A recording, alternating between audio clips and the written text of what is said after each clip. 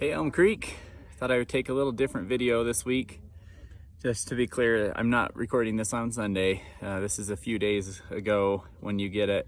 We'll be back home in Minnesota by then. But we've been out here in Salt Lake. I am working from home while the kids play with cousins and checking it out. But I thought I would take some time to do the video this week from up here on the top of a mountain. We summited, it's called Mount Olympus. And it's right over the Salt Lake Valley. It's a really prominent mountain when you're in Salt Lake City. But it's just amazing up here. I'll be honest, with Minnesota having no elevation change and really low sea level, it's a lot. It was a hard hike, really hard hike from the altitude. But a thought popped in my mind. Oh, I forgot to mention too, we've got some special guests here in our video. We've got Joan behind me here. There's Morgan, he made it up here.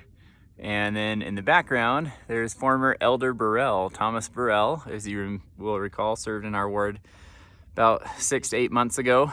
And he is home from his mission after having served a full mission. And so we invited him out here on this hike because he lives pretty close.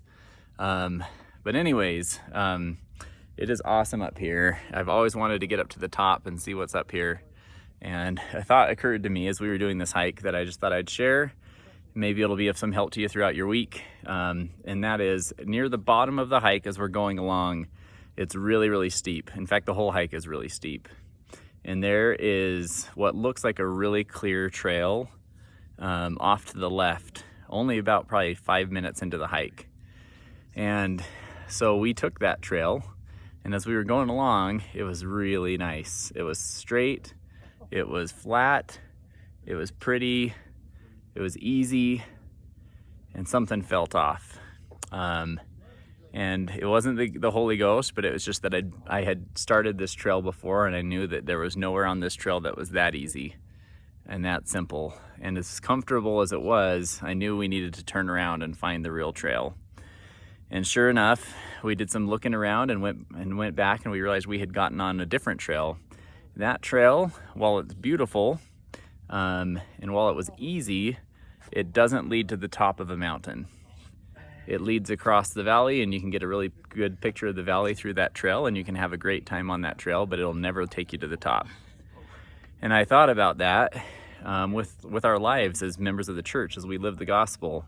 I know a lot of people, when they investigate the church, have a really hard time accepting how much sacrifice it takes to live the gospel and to keep the commandments and to commit to a way of life where we really believe that life is part of religion and life are inseparable, and that's part of what we believe, and it's part of what we strive for to prepare to meet God someday. There are a lot of paths in this life, and there are a lot of them that feel like hiking and they look like hiking, and they're comfortable and they're beautiful and they do provide really great views and they make people really happy, but they don't take you to the top. And so that's if there's any words of encouragement I can share today, it would be the harder trails generally take you to the top. And so not to that you should go out and seek additional hardship in your own life, but that when times are difficult, and everybody deals with all kinds of difficulties, physical, emotional, mental, spiritual, financial, but it's those difficult times when we keep going, even if we have to go slow and take breaks like we did a lot, and just take some big deep breaths and get the encouragement of those around us that's taken us to the top. So I'd encourage you to stay faithful, brethren and sisters, and make the choices that take you to the top, and avoid those paths that just seem so easy and comfortable and fun. There's not time for some of those little detours here and there, because we all take them sometime, and fun is part of our life, but let's go to the top. That's my thoughts today. I'm really excited to see you all in church next week. Well, not you all.